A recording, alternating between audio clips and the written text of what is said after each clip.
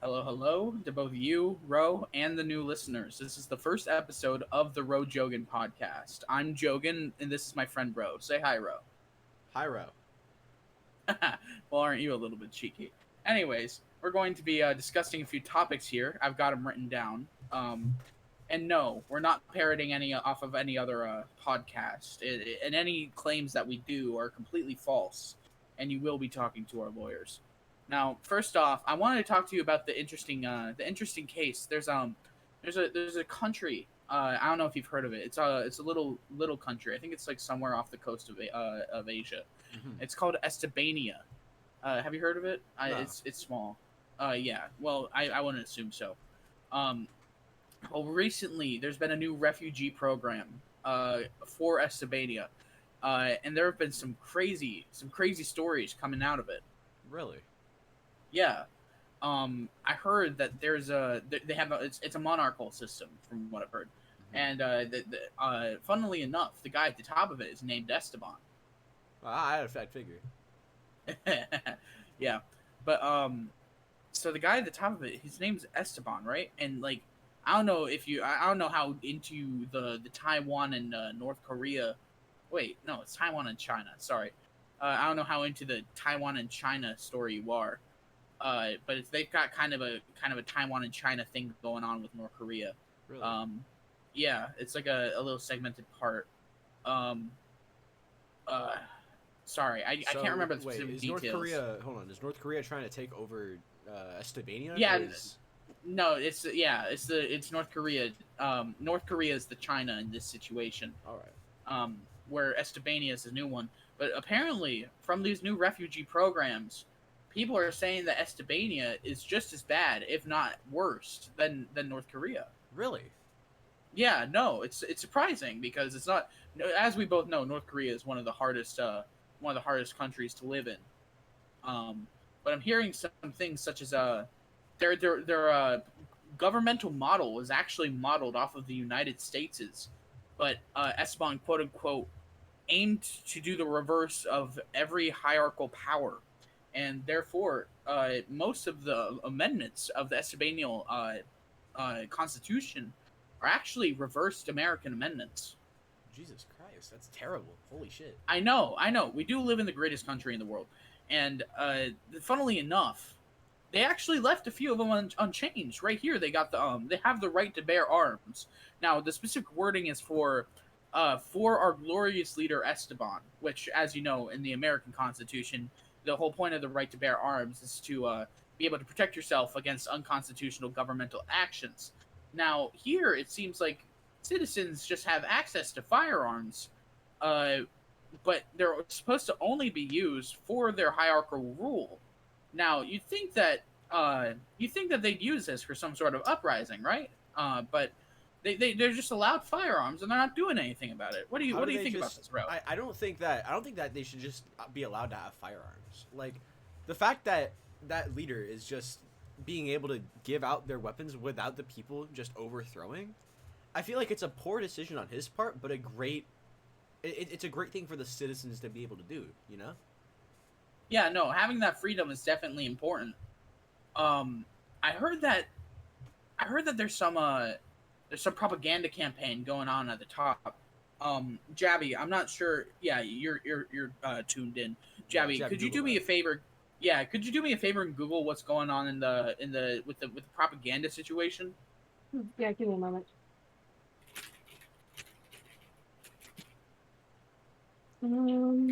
Hold up, I need to pull something up real quick.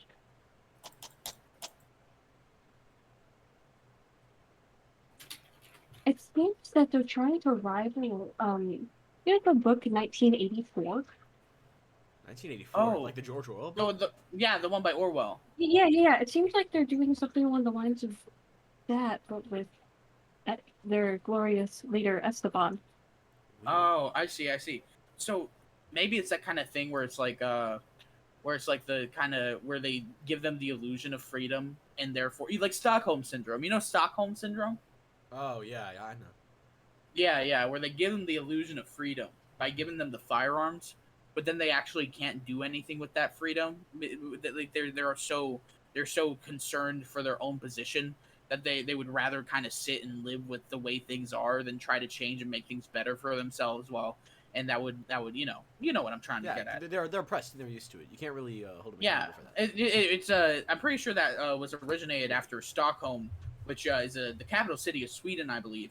After Sweden was being overtaken by Germany in World War II. Um, Now, this is actually kind of relevant to something else I wanted to get into. Um, World War II kind of leads us into our next topic, where there's a story going on in Germany where I heard that there's actually an embargo on alcohol from out of country imports for some reason. Which, if you know a German, that's basically a crime. And I heard that it's because of some sort of political issue regarding gay marriage, where there's been a new trend, hashtag beers for gays, if I'm reading this correctly, where they're trying to use alcohol, especially some brands here, most notably Bud Light recently. They're trying to use these to try and promote LGBT pride. Um, and due to this, right wing supporters have raised money to support an embargo, and a current embargo, uh, lobbying in their government for alcohol imports from those foreign brands. And now, me personally, I've never had a problem with any of the gay people that are normal about it. It's the gay Yeah. people that that really like shove it in your face. It's You those know, it's they those it's those really vocal ones, you know. Yeah, the They're ones that make it yeah. their whole personality. Yeah, those flagrant ones kind of bring the whole group down, if you know what I mean. Yeah, exactly. And like the thing is, I have no problem if you're gay and you're just a normal person that we can talk about and have a reasonable conversation with. But like some people make it their whole personality. They put flags on everything.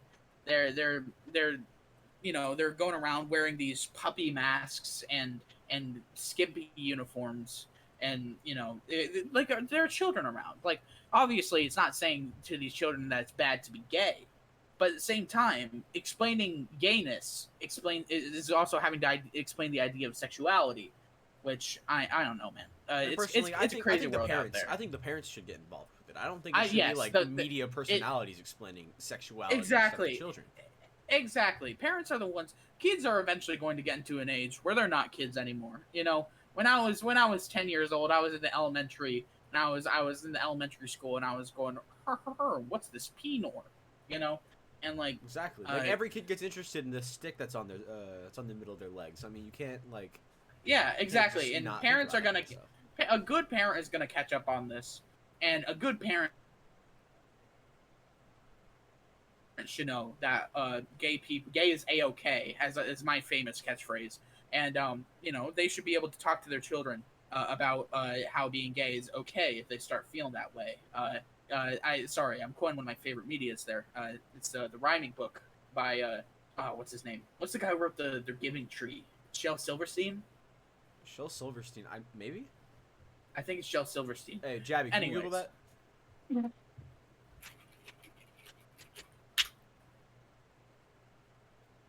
You were right. It is Shel Silverstein. all right, awesome. Great. Just making sure. But this actually leads me into the next topic that I wanted to talk about, where LGBT. We were just talking about the gays, but we're gonna move on to the T for a moment.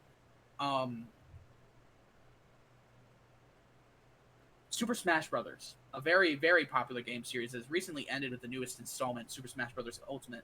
Now, I've had something that's been bugging me for years about this. Is I've noticed that not all the characters in this game are brothers, and that in fact there are some female identifying characters in the Super Smash Brothers series.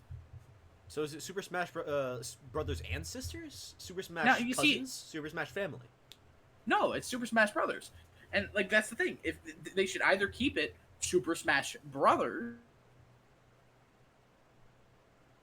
or they should rename it to Super Smash Brothers and Sisters and keep the female presenting characters that they have there. I don't understand why you would mislead your target audience who initially joined for the Brothers of Super Smash and then progressively add more characters that don't fall under the brother's name. It's taking away from the flagship that made this series so great. Well, in my opinion, I feel like if we're gonna just call it Super Smash Brothers, just stick to the name. We don't need to change it. We can get rid of everything else and just keep the brothers. We can keep Wario, we can keep Mario, we can keep Luigi, but everything else should go. Everyone else Yeah, isn't a brother. Yeah, you know what? You're right, actually. Now that you talk about that, it really, if you could think about back about to Super Smash Brothers 2, Electric Boogaloo, and Super Smash Brothers 3, Back for More, you realize that the series kind of loses its charm with the more characters, male or female, that they add that aren't part of the Mario Brothers. You know, there's Mario Smash, Wario Smash, Luigi Smash, and Waluigi Smash, and that's it. And frankly, Exactly. We don't back when need the more. series was that was the flagship. And I remember long nights where I was battling Waluigi Smash, and I was that boss fight was so hard. Look, honestly, the game got worse as it went on. Like, whenever it got to the fourth installment, whenever it got to back 4 seconds, I wasn't all for it, honestly. In the Smash Sisters side game, what do they call it? Spin-off. Smash Sisters spin-off wasn't bad at all. Obviously, I wasn't its target audience. It was made for a different demographic, but I had a great time playing it. And you know, I thought that Peach Smash and Daisy Smash and Rosalina Smash, I thought those were wonderful characters that they introduced. And bringing them together, I would have no problem with a Super Smash Brothers and Sisters crossover. But putting them frankly, in Super Smash Brothers, that just seems like pushing inclusivity down our throats. I don't yeah, know. not just that, but it just doesn't fit. You know, it's like taking Superman and putting him in a Marvel movie. Exactly. Yeah, but that actually brings me to another game that I was recently pondering about. I don't know if you heard this one. It's a shooter game. If I'm reading this right, I haven't played it for myself. It's a tactical shooter game called Rainbow Six Siege, and from what I've heard, from what I've seen, it's called Rainbow, which honestly, it's actively telling you what it's about, which is you know, it's admirable. You know, if you're advertising stuff that's based on LGBT, then it's good to present it as such. Yeah. And I'm much more open to the idea. I'd rather not But be it's misled on what I'm trying to buy. Exactly. You know, when I went to go see Love, Simon, I wasn't expecting a love story between a boy and a girl, you know, and I enjoyed it. I loved that movie. I thought it was great. It's I not read the between a novel. boy and a girl? No, it's called Love, Simon. If you watch the trailer, it's between two boys. Oh. Anyways, it's called Rainbow Six Siege, but what really got me was that it was kind of a reverse situation. I watched the gameplay, and it looked so dull. It was all gray. As far as I'm concerned, I'm pretty sure there's only like 1 or 2 gay characters and 1 trans character. And Well, like if it's called Rainbow Six Siege, I feel like it should have a little bit more rainbow to it. It should have pop. Exactly. If it's called That's Rainbow what I'm Six saying. Siege and it's just bland and just like post, I feel like we don't have the rainbow we're promised. It's false advertising, quite frankly. That's what I'm saying. You know, I'm glad someone finally understands what I'm saying. Now, there's this one character that was really irking me. What's his name? Okay, so apparently I've got a list of a couple of the LGBT characters here. There's a girl named Osa. She's trans, and then there's a guy named Flores, and he's gay. Now, I want to point this out to you. The girl named Osa, there's actually a lot to uncover with this game. Now, the girl named Osa, right? She's trans. It feels like they intentionally, because she was trans, they intentionally made her less conventionally attractive than some of the other operators here. Now, I'm not sure if that's just my opinion of what's conventionally attractive or not, but I don't know. It feels like it might be Ubisoft trying to take a couple pot shots at the LGBT community. And then Flores, his name is Flores. That means flowers.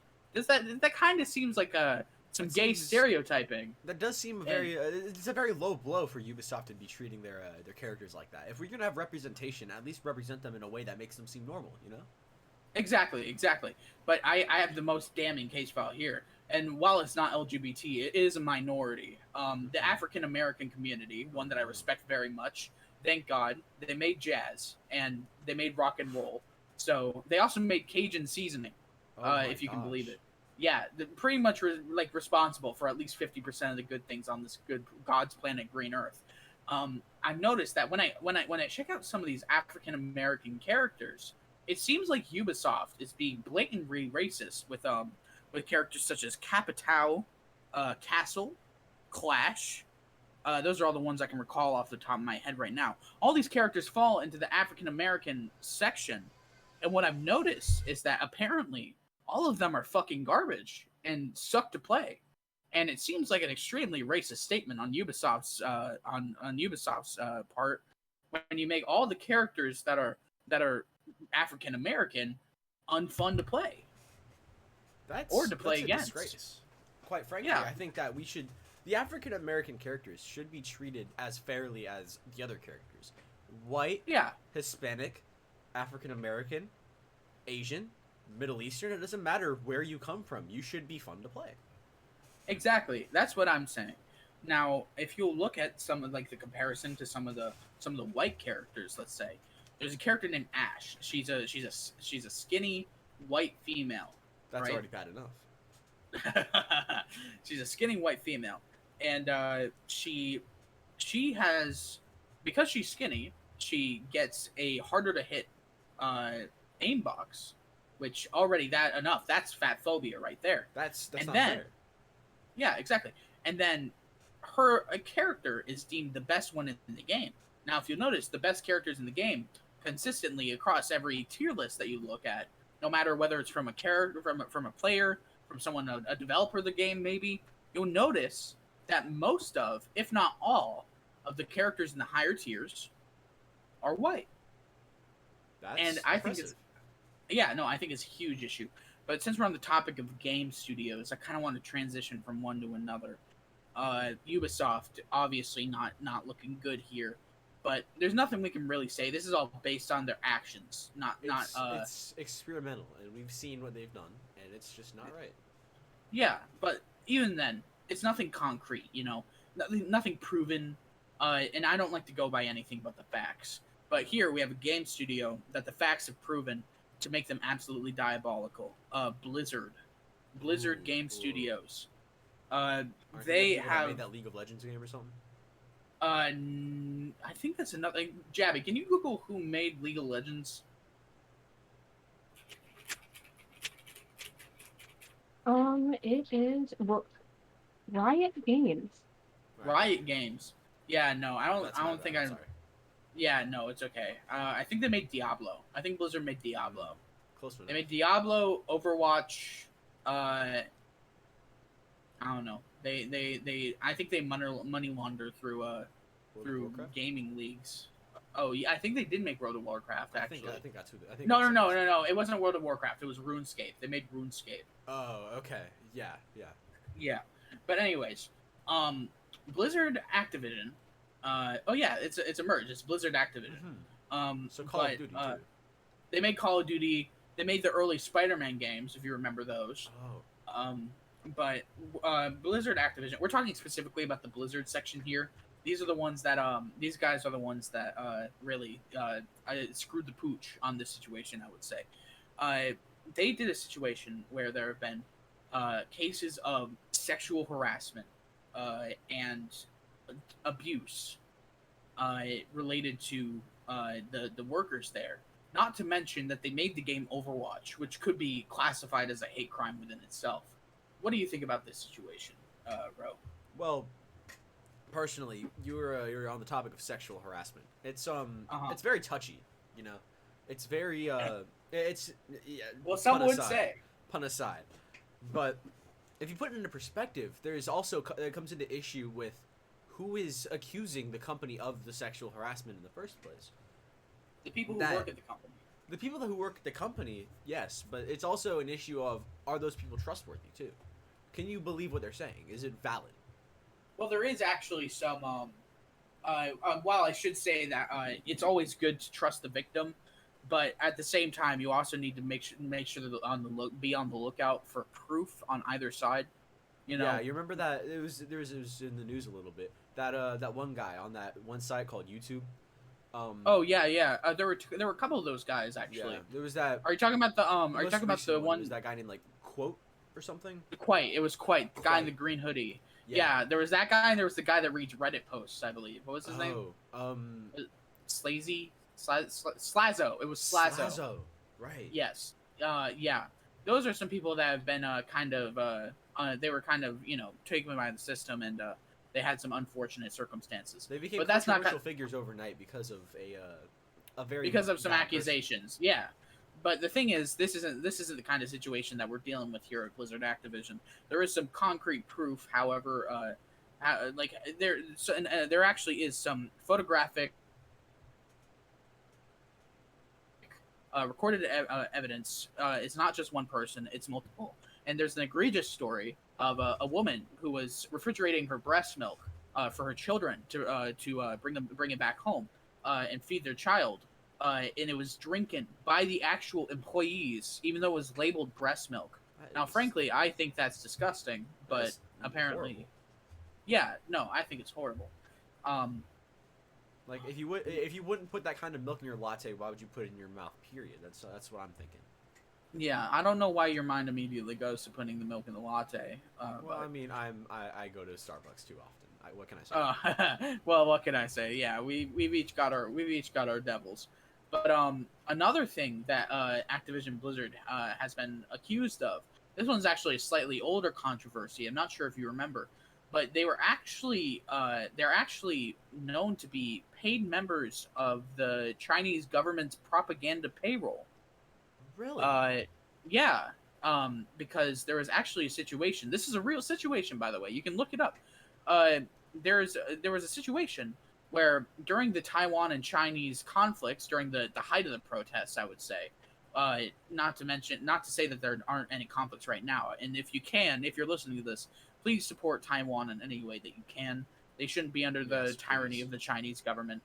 But there was actually a situation where during one of the esports leagues, I believe this was during the COVID lockdown, where they had the esports leagues playing from their homes.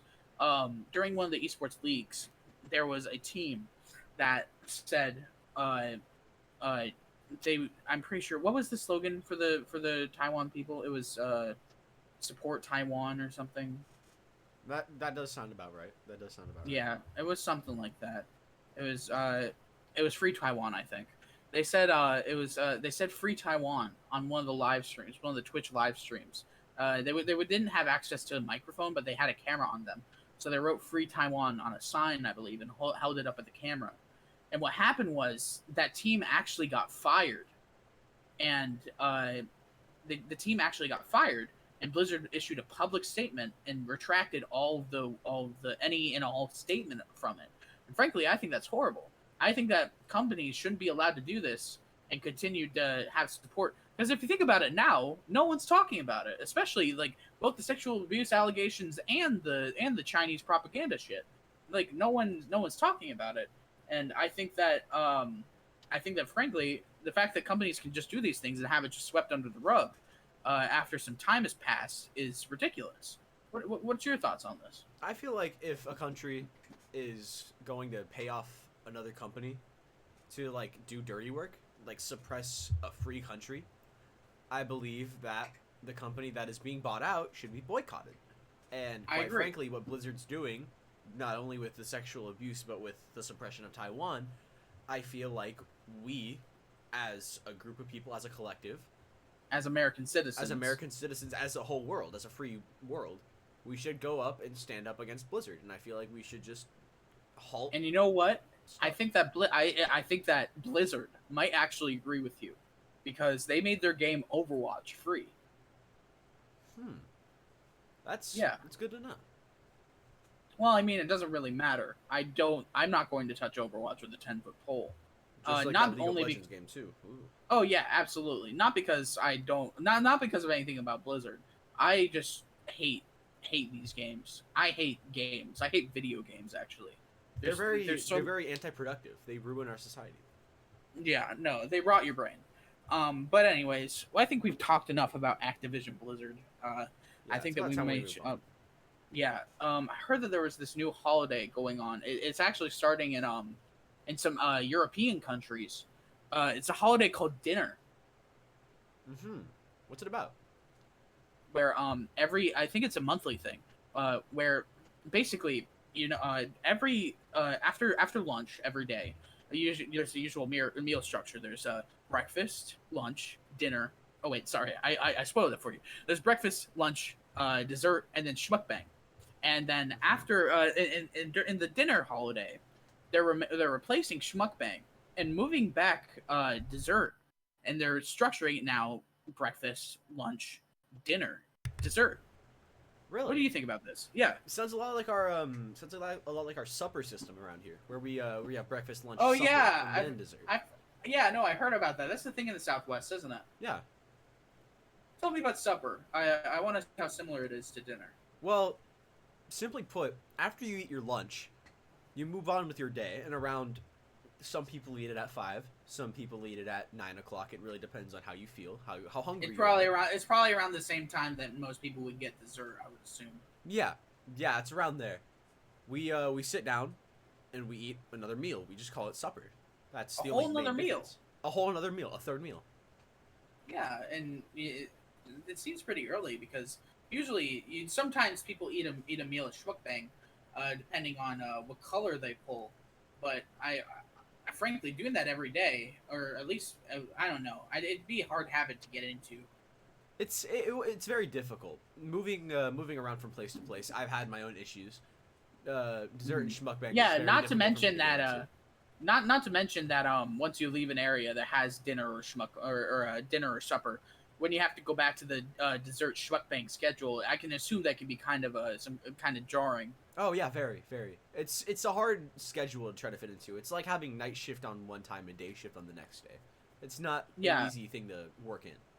I I think it was once a month. It might have been once every 2 weeks. Jabby, could you Google that for me? Is it once a month or once every 2 weeks? For dinner? Yeah, the dinner holiday. Actually, I grew up in a dinner family. It's once every 2 weeks. Oh, is it? You grew Okay, up in a dinner awesome. family. That's interesting. Yeah. Yeah, that is really interesting. Do you have any experiences that you could share with us? Maybe some dinner stories?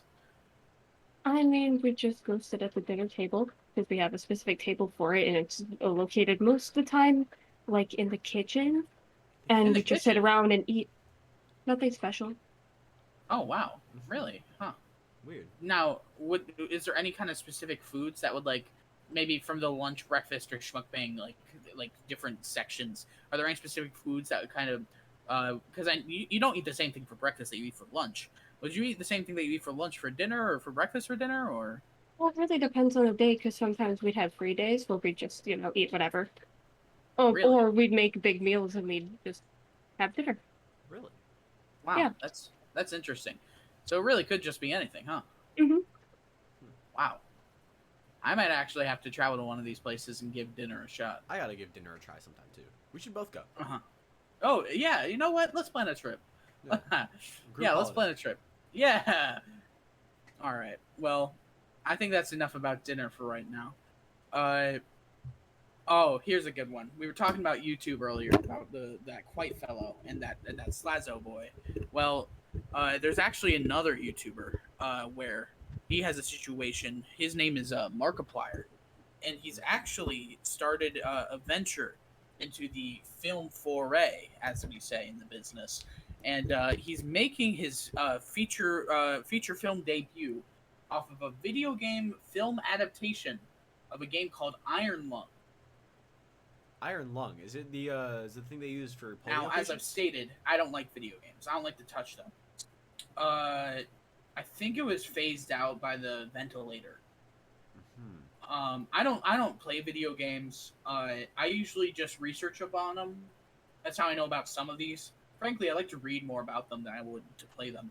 It's actually quite entertaining to read about them. I unfortunately didn't get any time to research Iron Lung before the podcast, but from what I've heard, I can only assume that's some sort of medical game. Hmm. Um, I assume probably now that you mention it, it is probably during one of the outbreaks of polio. I would assume. Maybe it's an old timey game from the World War II period or something. But That would sound fun. Maybe we apparently, get an FDR cameo YouTuber too. Markiplier, who I have heard of. Yeah, I'd love to see that. But I have watched a Markiplier video here and there across the business. He's shown up in the news a couple of times. I've met him a few times at some news events. He's a nice guy from the few words I've gotten to speak to him. But he's making his feature film debut off of the video game Iron Lung. And now I'll be the first one to say it. Video games didn't have the best track record when it came to adaptations for a pretty long time. But with some new promising films and TV shows, such as the Halo TV show and the Sonic film series, it's been starting to turn around with a more positive reception. What do you think? Do you know anything about this Iron Lung? Anything about this project, maybe? Nothing that I've heard recently. The only thing about iron lungs I've heard of is the most recent person with polio who's been treated with the iron lung, just recently died. So they've been completely phased out as of late. Maybe it's a true story. Maybe it's based off a true story. If I'm not mistaken, he was a vet too. So may he rest in peace and thank him. Yeah, for no, service. rest in peace. Yeah, that actually brings us to another great topic. What it is with today's youth when it comes to the military and the disrespect that it comes to military veterans. Well, I think It it's the youth that that grew up with their like we said earlier previously, video games and their social medias too. Yeah. They've grown up and they've just seen the things that that as we were talking about earlier, like those activists, those media influencers were posting, and they say things that are like very propaganda-y, and they're like going up against our societal views, and it's just not Yeah. something that we've it's not something that we would like, because I'm going on 31, right? In about like 40 days. So I feel like I've grown up in a time where I've respected my veterans. I've grown up where I'm able to see them through rose-tinted glasses, in a term like that. But in my opinion, I think that it's the internet that has completely ruined our perspective. Frankly, I think that veterans nowadays should get all our respect. It takes a lot of courage to put your life on the line and go and kill natives of other countries for the purpose of being patriotic. Well, I I think that what they're doing over in those other countries is it's a service. They're helping the American people out. Yeah, no, it's all for the American people. You know, it's to make our lives better. And frankly, that's why we spend so much in tax dollars to fund the military. I think it's a great system, really. It's a phenomenal system. Yeah, no, and I think that it's great that we're taking kids that are like 18 years old and paying off pretty much whatever would be their college debts, just for like, sure there might be a possibility of psychological trauma, but frankly, the military pays pretty well. You get discounts on everything, and you're able to retire pretty early. Now, I don't see why. I don't see why so many people disrespect the idea of going and dying for your country at an early age. I frankly think it's a respectable thing. Yeah, it is. Yeah. Well, that brings me to another topic. I don't know if you've been keeping track with the Oscars recently, but there was an Oscar given out to a movie about a military film called All Quiet on the, I think it was the Western Front. All Quiet on the Western Front. I watched the original version of that. It was an old silent film. Not silent, per se. Oh, really? It was old. It was old. What'd you think? It was very nice. It was not nice in a sense that it was good to watch. Yeah, it wasn't. But It wasn't. it definitely opened my eyes up to the horrors of war and what really goes on. Yeah. Well, I think that it's a pretty good film myself. I didn't watch the original. I watched the new remake, which was actually a Netflix property. It was made by Netflix, and that's the next thing I wanted to get to. Was Netflix is actually having record-breaking loss in profits right now. They're losing subscribers like pretty rapidly. Really? I wanted to know why you might think this is. Why? In all honesty, it might be because of the